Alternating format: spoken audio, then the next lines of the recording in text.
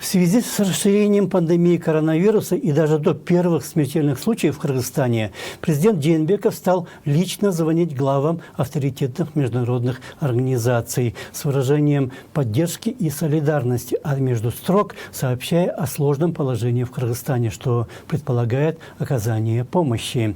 И помощь оказывается.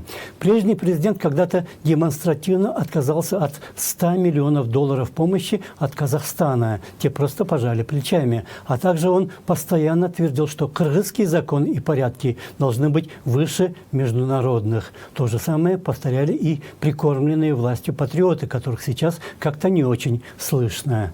Тем временем внутри страны приходится ужесточать порядки даже и без того жесткого карантина, потому что общая масса населения не то что международных, но и обычных правил не желает признавать. Комендант Бишкека запретил даже посещать родственников.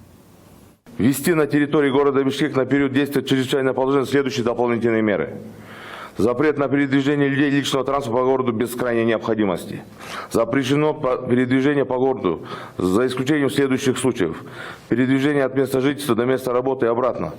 Запрещено посещать родственников, знакомых, соседей, коллег и так далее. Запрещено собираться группами больше 3 человек, кроме людей из одной семьи.